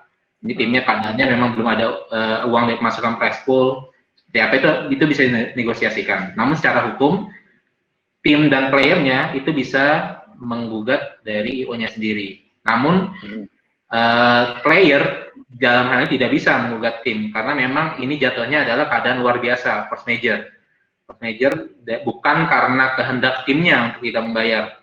Seperti itu sih kalau menurut saya sih, menurut peraturan undang-undangan. Siap, terima kasih atas tanggapannya Pak Fadli. Ya. Kita lanjut ke pertanyaan selanjutnya, kita mulai lagi dari bawah lagi. Dari Han, bagaimana regulasi menanggapi soal poaching pemain? Nah, siapa yang mau jawab terlebih dahulu nih tentang poaching pemain? Sebetulnya ini kayaknya 2 pertanyaan berderet sama sih topiknya sih. Nah, boleh, silakan Pak. Sama ini kan Han, bagaimana regulasi menanggapi soal poaching pemain? Kemudian ini ada Billy Tamarindang. Bagaimana kalau pemain masih mempunyai kontak dengan tim A, tapi ada pemain manajer di tim B yang mengajak trial atau ikutan turnamen? Ini sih kayaknya satu ranah ya, bisa sekalian aja di ini. Silakan. Ya. Boleh. Siapa duluan yang mau? Nah, kalau kita bicara regulasi poaching, ini kan kita bilang regulasi ya katanya ya. Berarti baliknya ke 2 hal yang berbeda. Yang pertama, apakah ada induk organisasi yang sudah membuat rules tentang ini? Jadi, apakah tim-tim e-sport terikat oleh suatu rules di salah satu induk organisasi? Misalnya di sepak bola ada PSSI sama FIFA. Tapi lucunya kalau di e-sport ini ada satu lagi yang punya wewenang, yaitu publisher game-nya yang menjalankan event-eventnya. Jadi Oke. Secara teknis pada umumnya kalau bilang regulasi itu berarti kita ngomong rules dari induk organisasi ya. Jadi bagaimana regulasi menanggapi soal poaching pemain ya simpel aja, kalau rulesnya belum dibikin ya nggak bisa menanggapi. Dan saat ini ekosistem kita belum berkembang ke level di mana itu sudah ada dari induk organisasi. Dan kalaupun ada, belum enforceable. Kalau dari publisher, itu tergantung publisher sama IO-nya. Karena ada publisher yang sebetulnya lumayan ketat ya masalah kayak gini. Jadi kalau sudah ada poaching atau apa-apa, langsung sanksinya berat bagi tim. Bisa denda, bisa slotnya hilang. Tapi ada juga publisher yang nggak ambil pusing gitu. Jadi memang seharusnya, dan saya bicara dari segi tim ya, mungkin Mas Endo juga akan satu jalan lah pendapatnya. Memang sebaiknya poaching itu memang nggak bisa, karena nggak ada kontrak gitu. Tapi saya pernah melihat, saya pernah melihat keadaan di beberapa tim e-sport di mana yang diserang justru kontraknya. Oh kita nggak poaching kok, kontraknya nggak legal. Oh kontraknya nggak bisa kok, yang tanda tangan masih 15 tahun, ini nggak legal. Jadi kita nggak poaching. Jadi pertanyaannya terdengarnya simple gitu. Regulasinya apa? Padahal bidangnya kompleks sekali. Ini luas sekali ujung-ujungnya. Kalau kayak di pertanyaan Mas Billy, ada hukuman tidak? Kalau regulasi ada dari induk dan udah jelas ya hukumannya ada sesuai tertulis. Kalau untuk liga-liga besar atau untuk event-event yang berada di bawah publisher itu pada umumnya hukumannya jelas sih. Cuma ya itu poaching definisinya apa gitu, mesti didefinisikan. Kalau misalnya definisinya adalah kontrak yang legal, akan ada kesulitan di banyak tim. Karena banyak tim kontraknya sebetulnya kalau dibawa ke lawyer atau ke pengadilan itu nggak legal. Masih poaching nggak kalau kontraknya nggak legal? Jadi misalnya Andrew main di tim Mas gitu. Andrew pemain, kamu dulu Dota posisi apa, Drew? Aku support. Ya, jadi misalnya saya mau nih, Andrew nih support terbaik Indonesia gitu. Saya mau ngambil. Dia main di tim Mas. Pas saya lihat kontraknya, ternyata tanda tangan aja nggak ada gitu. Jadi dia sudah tanda tangan, tapi owner timnya belum tanda tangan. Saya ngambil langsung, poaching nggak itu? Iya, betul, setuju. Dan ini jangan kaget loh Mas, saya sering lihat loh, ini kontrak-kontrak yang setengah jadi loh. Nggak ada materinya, nggak ada tanda tangannya, sepihak doang. Ya. Jadi pas misalnya playernya sadar ini, dan atau tim lain sadar, ya sekarang saya mesti tanya, itu poaching nggak kalau kayak gitu? Orang dia tidak terikat resmi kok. Makanya kan ada beberapa publisher, kalau kita baca rules-nya mereka nggak bilang kontraknya. Kalau tim sudah mendaftarkan dia sebagai pemain di kompetisi ini, dan dideketin, hitungannya poaching. Dia bahkan nggak nanya kontraknya, dia cuma lihat udah didaftar nggak di timnya. Misalnya kita main liga profesional game apa gitu. Udah didaftarkan lah pemainnya gitu. Terus tim lain deketin dia di tengah-tengah event. Di situ publisher bisa bilang atau IO-nya bisa bilang, ini poaching, nggak boleh. Sanksinya pengurangan poin, denda, warning, tergantung apa menjadi kesepakatan di technical meeting. Tapi secara global atau secara umum memang di Indonesia rules poaching ini masih belum jelas. Dan cara paling bagus itu adalah menanyakan gitu. Kebetulan saya sama Mas Andrew lagi ada kontak-kontak juga masalah transfer point sedikit-sedikit, kita komunikasi paling bagus, paling aman. Kalau pihak A sama B udah sepakat kan udah nggak poaching. Dan zaman sekarang kan WA berapa sih biayanya sih? Paling 3 menit kan untuk kontak gitu. Tapi ya balik ke itu regulasinya apa? Belum ada dan tanggapinnya apa? Mesti dibikin secepatnya, itu penting sekali. Siap, terima kasih atas tanggapannya Pak Yohanes. Mungkin dari Pak Andrew terkait poaching. Ya, aku benar-benar dari tadi mau nanggepin terus tuh. Ya, jadi kalau kita ngomong soal poaching, memang ini daerah yang super abu-abu. Dan banyak juga orang-orang yang, ya nice try lah ya, coba-coba. Siapa tahu emang beneran, oke ini belum di kontrak nih, tapi udah bawa nama klannya EVOS, atau nggak nama klannya RRQ yang gede-gede. Ya, tapi kan dia anak klan gitu. Ya, bisa jadi di kontrak, bisa jadi belum. Ya, jadilah dideketin. Kalau kesandung dia di kontrak, rame tuh. Apalagi WhatsApp-an, tinggal screenshot. Jadi deh kemana-mana tuh. Nah, paling enak kan nanya aja, gampang, telepon, kalau saling kenal telepon. Kontrak nggak? Kalau dikontrak, mau nggak kontrak? Sesimpel itu. Kalau misalkan udah kontrak nih, terus abis itu si playernya bilang, gue ditawarin sama si ini, mana buktinya? Nggak ada buktinya. Kalau misalkan dia main ke tim lain, baru kan terbukti. Nah, itu siapa yang salah tuh? Yang salah yang ngedeketin, yang ngajak, atau si player yang mau. Gatelan ibaratnya. Iya. Ya, itu harus ada regulasinya. That's why kenapa harus ada regulator. Sampai saat ini belum. Nah, jadi aku bilang abu-abu, benar-benar abu-abu. Nggak putih, nggak hitam. Ya kadang ada yang nice ya itu. Karena kan banyak juga talenta-talenta baru yang sekiranya berbakat. Cuman baru tergabung sama kalian komunitas doang. Dan juga yang paling bagus kan sebetulnya kalau tim tertarik sama player ditanya dulu, kamu ada kontrak nggak gitu. Dan masalahnya kadang-kadang player ada, bilang aja enggak gitu. Waduh. Dia main di tim kecil, pas tim kecil tawarkan, dia tertarik karena dia mau punya tim. Udah main 3-4 bulan, datang tim gede, kamu punya kontrak nggak? Kita tertarik loh. Dia mikir, wah saya mau ke tim ini tim tier 1 nih, saya di tier 3. Enggak, saya nggak ada kontrak pak. Iya, itu dia. Ujung-ujungnya udah jalan, udah tahu udah apa. Ibut belakangan, playernya diem aja, timnya yang berantem ujung-ujungnya. Jadi memang benar, saya setuju sama Mas Andrew, ini benar-benar abu-abu sekali gitu. Dan regulator mesti ada, dan itu rules-nya mesti ada. Kalau enggak, bisa kacau. Siap. Kemudian dari Pak Fadli, ada tanggapan nggak Pak terkait poaching? Saya mungkin belum paham masalah coaching ya. Cuman mungkin balik lagi ke kontraknya sih. Kontrak itu kan dibuat asas kebebasan berkontrak, artinya dari tim maupun player bisa membuat kontrak sesuka hatinya sebenarnya selama tidak melanggar ketentuan undang-undang. Mungkin solusi bagi tim-tim yang akan mengkontrak mungkin bisa ditaruh di kontraknya itu. Konsekuensi dari poaching itu seperti apa, didendanya seperti apa, dan sebagai macamnya itulah. Namun pada intinya tadi benar seperti kata Pak Johannes dan Pak Andrew bahwa harus ada regulasi yang jelas sih terkait coaching. Karena memang kalau di sepak bola sendiri kita udah ada FIFA pun ada coaching itu dilarang sekali. Bahkan sampai ada tim yang tidak boleh ikut turnamen besar karena ada coaching segala macam dulu sebelum benar-benar ditegakkan. Seperti itu sih. Cuman sementara bisa ditaruh di kontraknya sendiri, kontrak masing-masing. Oke. Ya. Siap Pak Fadli. Itu pun juga kalau kontraknya ditandatanganin ya di dua-duanya. Iya. Kalau setengah matang doang, udah. Iya. Oke, lanjut. Pertanyaan dari Firman Adi Prasetyo. Untuk transfer atlet e-sport antar tim atau klub, apakah metodenya sama seperti transfer atlet antar klub di jenis olahraga lain? Itu. Siapa dulu menjawab? Secara teori iya, tapi jadinya enggak. Karena ada satu step yang tidak ada.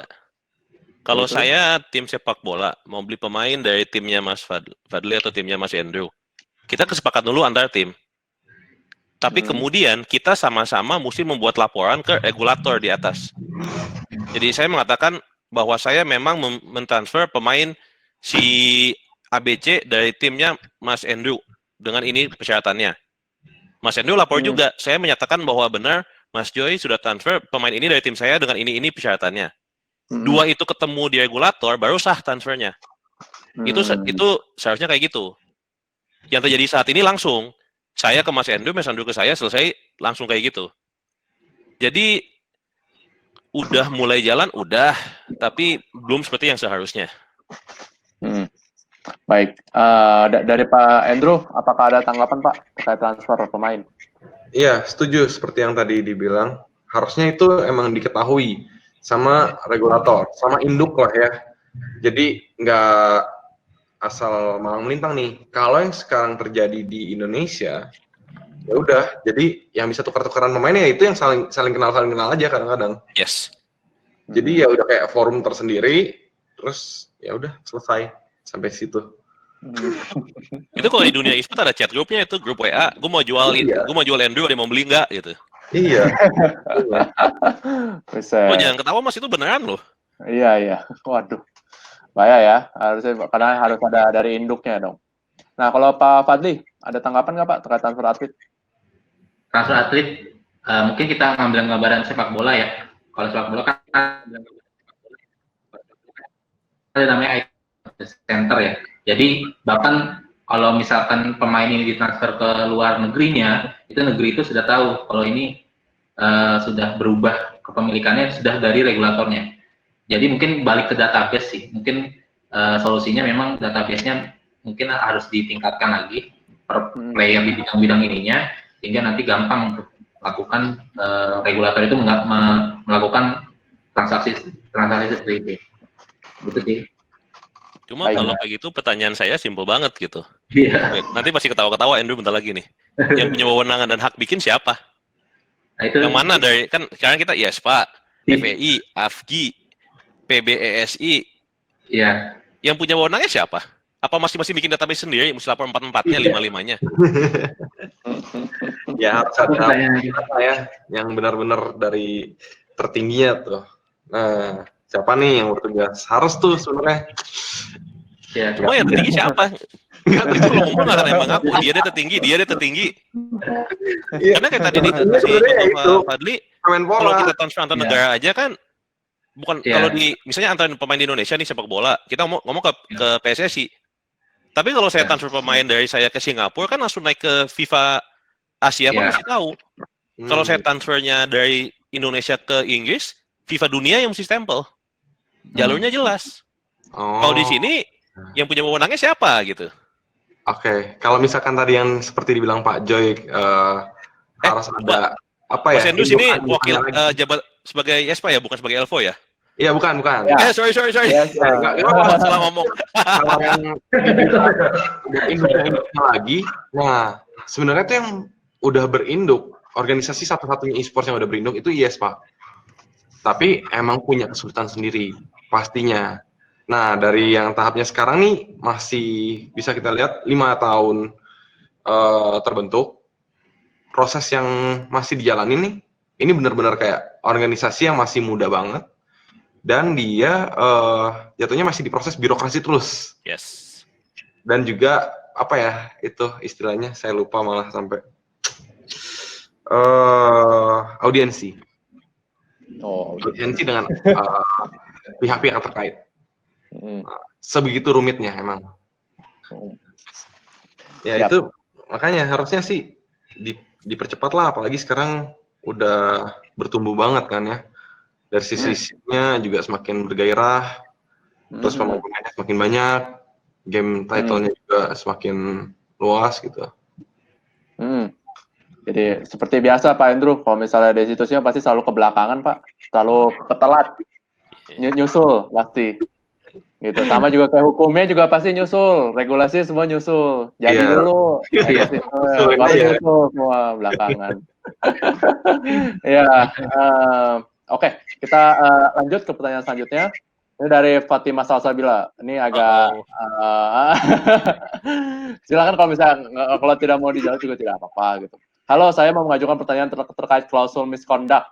Baru-baru ini ada seorang pemain yang terlibat selingkuh dan viral di sosial media sehingga akhirnya dia diputus kontraknya oleh perusahaan. Apakah itu bisa dikatakan bahwa dia melanggar klausul misconduct atau bagaimana kira-kira? Terima kasih atas sharing ilmunya. Siapa dulu? Apa mungkin tidak apa-apa jika tidak diam pun juga tidak apa-apa. Gimana nih?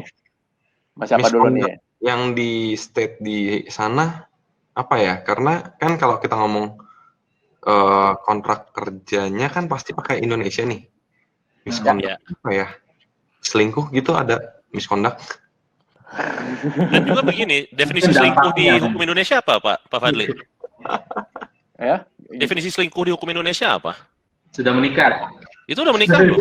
Belum, gantian pacar. Pelanggarannya di mana? Ada zina. Ya, sudah menikah zina. Iya. Jadi pelanggaran secara hukum itu nggak ada.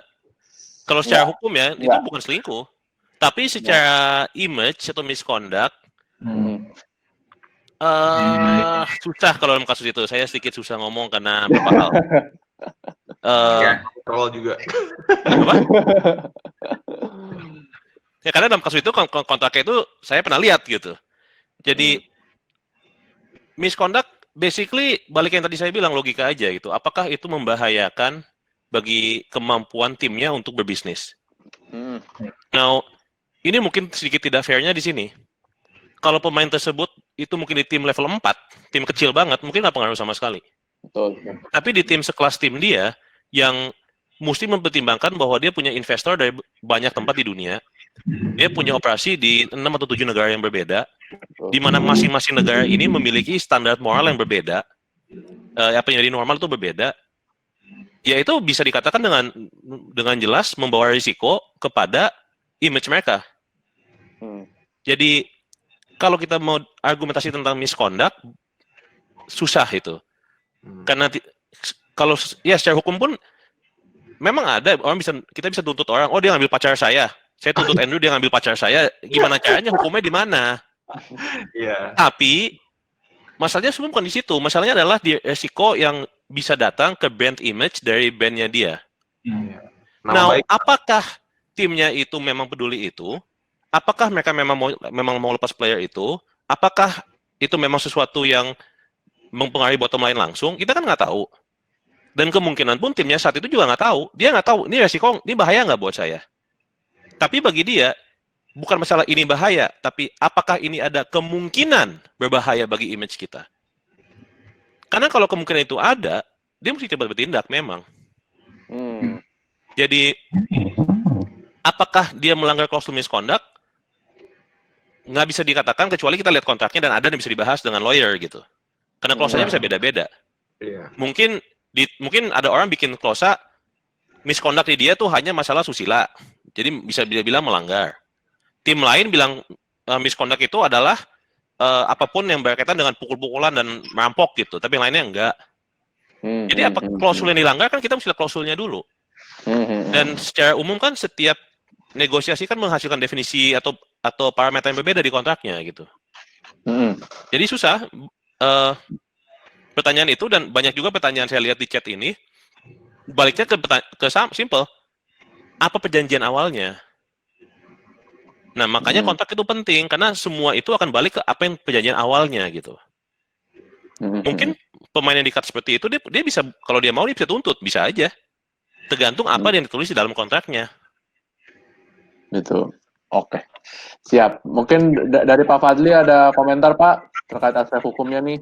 Nambah dikit sih, memang ini di luar hukum sebenarnya. Jadi kalau memang industri sponsorship, investasi khususnya udah tim sebesar itu, memang memperhatikan juga investornya. Jadi investornya akan lihat untuk invest suatu tim itu harus lihat isu-isu terkait dengan timnya apakah baik atau enggak.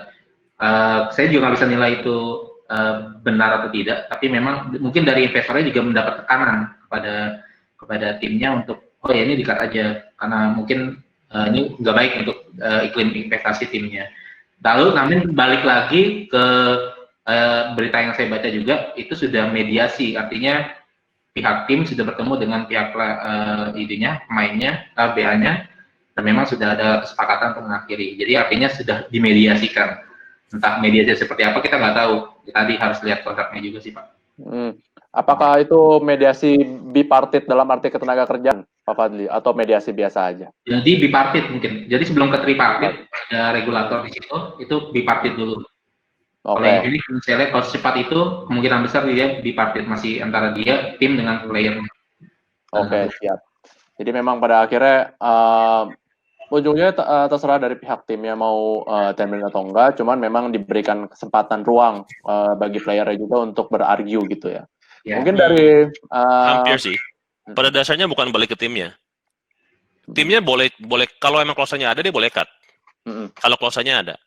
Kalau klausanya tidak ada, dia boleh coba cut dan lihat ada risikonya enggak, dituntut enggak saya. Betul. Tapi yang paling gampang kan setiap kontrak bisa diakhiri kalau udah ada kesepakatan dari kedua belah pihak. Selama itu tidak dengan unsur paksaan, kedua belah pihak bisa bicara, telepon-teleponan, WA, ada kesepakatan, langsung di-cut, boleh. Tapi mesti kesepakatan, nggak boleh satu sisi. Kecuali memang jelas melanggar klausa. Ya, ada pelanggaran berat gitu. Dari Pak Andrew, gimana nih Pak? Apakah ada komentar? Kurang lebih sih kayak yang tadi udah sempat dibahas soal nama baik ya. Kalau aku ngeliatnya.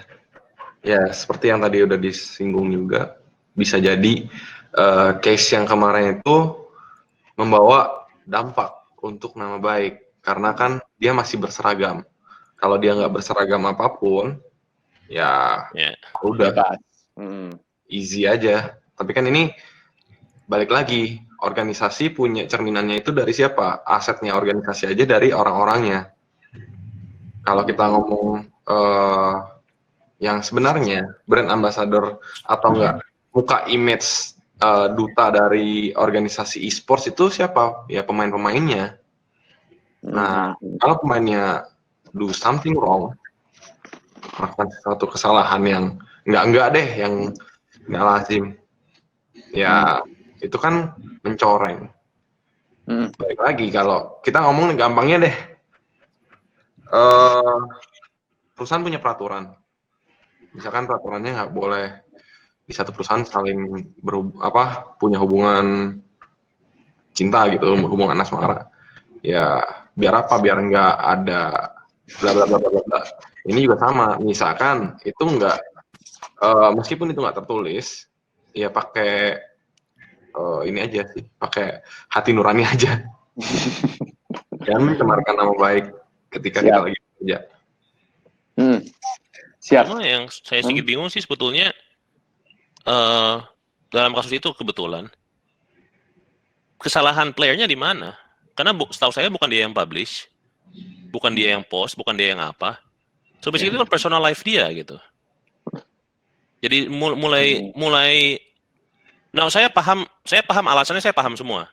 Tapi pertanyaan saya secara teknis dan aturan, di mana tim e-sport akan mulai punya wewenang cut atau tidak cut player berdasarkan personal life-nya. Jadi nanti bisa-bisa, oh orang ini lakuin sesuatu di kehidupan private-nya yang kita nggak suka gitu. Dan tahunya bukan karena dia, orang lain yang open gitu, orang lain yang buka kartunya. Jadi itu mesti hati-hati banget loh. Itu bisa jadi sesuatu presiden yang buruk sekali. Ya, sepakat. Gitu. Mungkin sekarang sudah waktu menunjukkan jam 21.00. Apakah para narasumber masih ada waktu dan kemudian mau diperpanjang atau ya disudahi saja webinarnya? Saya sih ayo aja Mas, nggak ada kerjaan ini. Ya kalau aku mungkin masih satu pertanyaan lagi ya. Atau pertanyaan lagi dari Pak Fadli? Ya oke aja sih. Oke.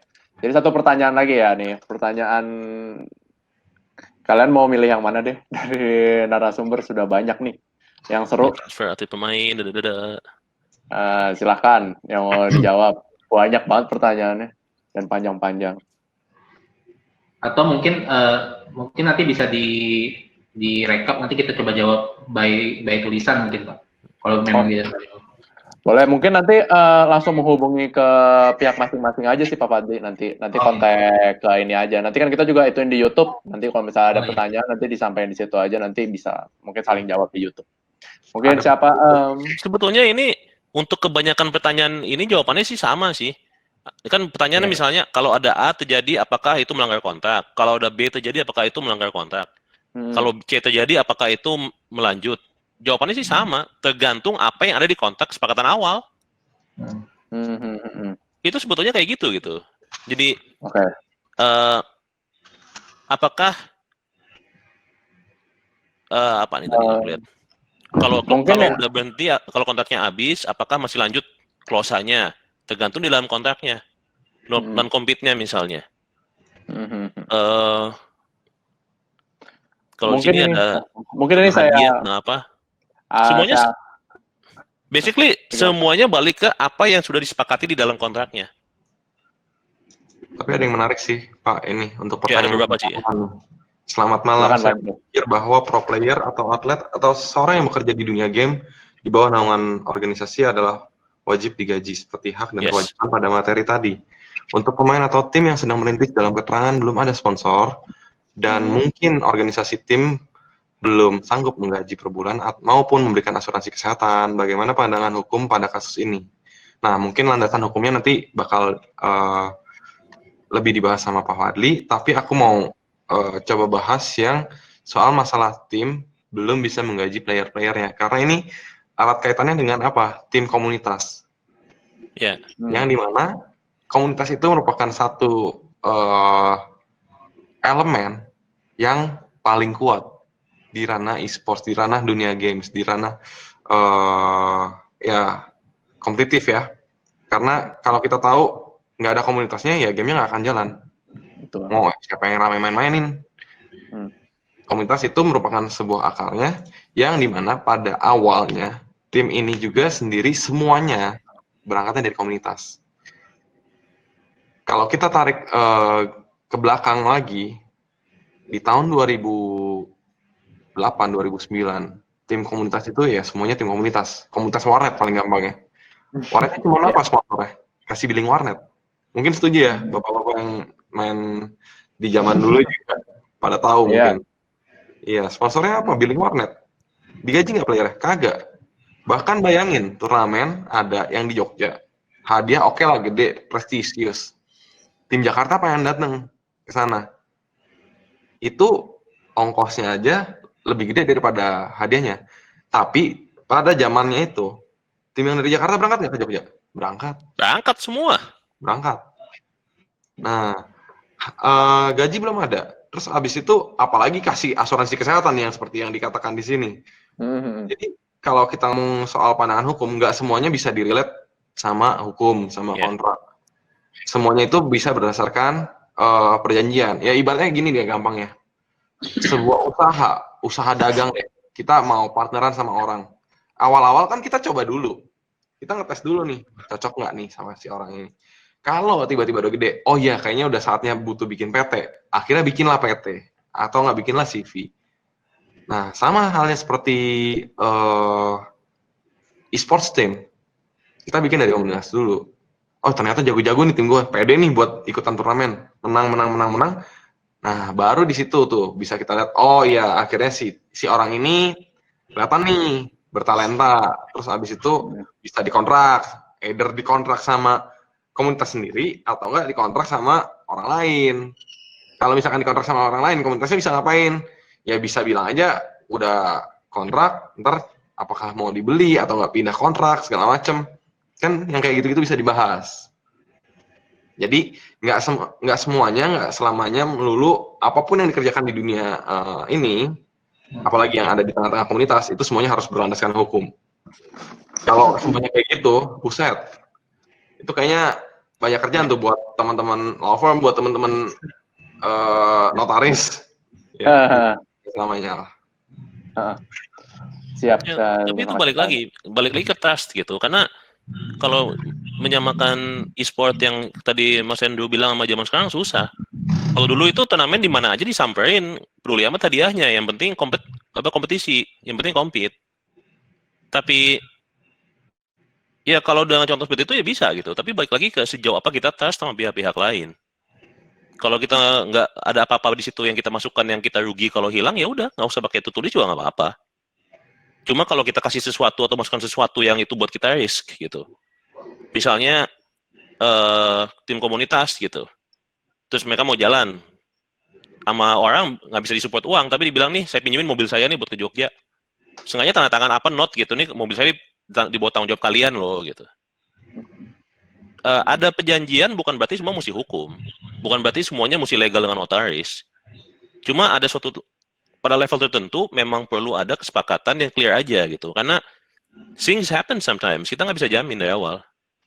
Temen yang paling deket aja yang udah percaya abis dari awal bisa aja 2-3 kali sukses langsung bubar, mungkin aja. Jadi lebih baik safe sih. Dan kalau pertanyaannya itu apakah bisa membuat kontak atau apa? Kontak kan balik lagi ke hanya kesepakatan yang dituangkan dalam tulisan, udah. Tidak mesti misalnya kalau timnya memang belum sanggup, bisa aja tulis itu kok. Dengan keadaan saat ini kita kayak gini-gini perjanjiannya gitu. Apabila sukses bisa dibicarakan kembali, atau apakah kalau kita besar bisa dibicarakan lagi? Boleh. Siap. Kemudian dari Pak Fadli, apakah ada tanggapan? Pak Fadli? Cut out lagi deh. Waduh, hitam nih. Itu ya. Pak Fadli, apakah ada Tunggu sebentar ya. Kita tunggu sebentar. Sambil kita jawabin aja tuh pertanyaan yang simpel-simpel. Itu di atas Apa sih? Mas Robi. Misal di PUBG M ada 4 player utama, 1 player cadangan, berarti bikin 5 kontrak untuk pemain, ditambah 1 untuk tim. Bukan Mas, 5 aja, masing-masing pemain 1. Timnya sendiri gabungan dari 5 kontraknya. Kontrak itu tiap pemain berarti beda ya, ditambah kontrak pemain itu beda ya, setiap pemain bisa beda, tergantung negonya. Cuma kadang-kadang bisa paketin aja gitu. Kita bilang ini kontraknya kayak gini semua sama, kalau playernya mau, oke gitu. Mungkin Pak Yohanes, mungkin ini karena Pak Fadli juga sudah keluar ruangan dan sudah lewat dari jam 9, mungkin kita tutup saja dulu. Mungkin ada closing statement dari Pak Yohanes. Kalau dari saya sih, e-sport itu suatu bidang yang sangat-sangat potensi dan sangat menarik juga, bukan hanya dari segi bisnis, tapi juga menantang gitu. Kalau enggak, orang-orang seperti Mas Andrew, seperti saya, dan banyak orang lain nggak bakal mau kalau cuma masalah bisnis doang pasti. Kita dapat ada suatu kepuasan sendiri yang kita dapat dari berada di dunia ini. Tapi kita juga mengakui dan menyadari bahwa masih banyak hal yang perlu diperbaiki. Sangat penting bahwa mulai ada pemahaman hukum di semua level e-sports. Player, kalau saya bicara ke player, saya selalu bilang, cari tahu apa hak kalian, cari tahu apa yang kalian boleh ajukan, cari tahu apa yang bisa kalian dapat secara legal, apa hak-hak kalian, perlindungan apa yang ada bagi kalian di dalam ranah dan kancah hukum. Karena gak semua orang di dunia kerja, e-sport atau apapun itu niatnya baik. Kalau untuk tim-tim yang lagi mulai, saya bilang hal yang sama tapi sudutnya berbeda. Tahu pasti apa kewajiban kalian, tahu pasti apa yang kalian boleh minta dari player, dari supplier, dari vendor, dari sponsor. Karena anggap aja sama kayak main game, kalau kalian tidak tahu rule gamenya, kalau kalian tidak memahami rule gamenya, kalian tidak akan bisa bermain dengan maksimal. Dan kontrak, perjanjian, hukum, itu adalah rule game untuk dunia bisnis, di mana mau nggak mau e-sports mesti bernaung. Jadi itu penting sekali, edukasi diri kalian sebagai player, sebagai organisasi, sebagai komunitas tentang hak dan kewajiban dan apa yang bisa kalian lakukan dalam konsep hukum dan kontrak. Karena itu akan menjadi landasan kalian dalam karir kalian. Siap. Lalu dari Pak Andrew. Aku lebih general aja sih kalau untuk masalah ini. Kita bicaranya game secara general. Game secara general sendiri ya udah ngalamin lah asam garamnya industri e-sports, industri game di Indonesia. Dan paling gampangnya itu kita bisa lihat ya game selalu dipandangnya negatif. Apa-apa kalau terjadi misalkan ya suatu kesalahan masyarakat yang jadi korbannya game. Gampangnya deh waktu itu ada yang diharamkan, terus habis itu ada yang kenapa-napa di warnet yang disalahin gamenya. Padahal kan ya bukannya salah gamenya, salah yang pelaku-pelakunya, oknum-oknumnya aja. Ibaratnya nih e-sports atau nggak game itu badan kita. Ada kesalahan-kesalahan kecil itu anggaplah kayak kita lagi kena virus gitu loh, kita lagi kena flu. Jadi bersin-bersin. Nah, tapi kan ya nggak bisa disalahin gamenya, yang disalahin tuh virusnya. Jadi kalau kita mau semuanya didukung, industri kita didukung sama banyak pihak, janganlah membuat atau nggak mencederai industri kita sendiri. Janganlah toksik, janganlah coba-coba untuk sentilan-sentilun di ranah ini. Jalan yang lurus-lurus aja, mau bisnis-bisnis, kuenya udah disiapin masing-masing. Ya dari situ apa? Oh iya, terlihat e-sports dan game ini sehat. Jangan apa-apanya berlebihan, misalkan gampangnya kayak ya tadi ada poaching-poachingnya, itu kan nggak seharusnya terjadi. Kalau ada prosedur yang benar, terus habis itu ada kejadian misalkan game bikin males, game bikin apa, itu kan gara-gara terlalu banyak aja. Ya sama, semuanya juga sama. Main game berlebihan bisa bikin ini itu. Jangan seperti itu. Sama seperti halnya apa? Makan berlebihan juga bisa bikin begah. Tidur berlebihan bisa bikin badan lemas. Semua yang berlebihan nggak bagus. Ya salah. Ya sarannya supaya itu semuanya baik dari sisi ranah apapun, termasuk di ranah hukumnya dan juga praktiknya, praktiknya, ya jalannya yang baik. Seperti itu. Siap, terima kasih closing statement dari Pak Yohanes dan Pak Andrew bahwa industri e-sport ini mau tidak mau itu masih di kondisi infant ya, masih di awal untuk di Indonesia, masih regulasinya pun masih belum banyak yang terbentuk dan kita pun juga sebagai sama komunitas tidak hanya dari segi stakeholder yang tinggi tapi juga dari komunitas masyarakat sebagai pemain juga kita harus sama-sama mengawal ya, jangan sampai toksik, ya, betul. Dan ternyata pada akhirnya sekarang itu capnya itu adalah toxic dan capnya itu belum lagi kita harus melawan stigma negatif dari game seperti kata Pak Andrew. Baik, salah satunya ya dengan cara membuat webinar inilah. Kita tahu kan jadinya permasalahan apa aja dan masyarakat juga jadi lebih memahami bahwa kompleks loh di dalamnya. Gitu. Sekali lagi saya ucapkan terima kasih kepada Pak Yohanes dan Pak Andrew dan juga kepada para peserta yang sudah menyempatkan untuk hadir di webinar ini selama kurang lebih 1,5 jam sampai ke 2 jam. Terima kasih banyak dan nanti replaynya akan bisa dilihat di YouTube. Jika ada pertanyaan lebih lanjut itu ke Pak Yohanes Yagen silahkan dikontak ke Instagramnya. Kalau ada pertanyaan ke Pak Andrew mau kemana nih Pak? Ke Instagram juga aja. Boleh Instagram atau email lebih gampang sih email karena email aku selalu baca. Kalau Instagram DM-nya udah numpuk ya. Andrew. Emailnya mungkin boleh di chat Pak Andrew. Ya.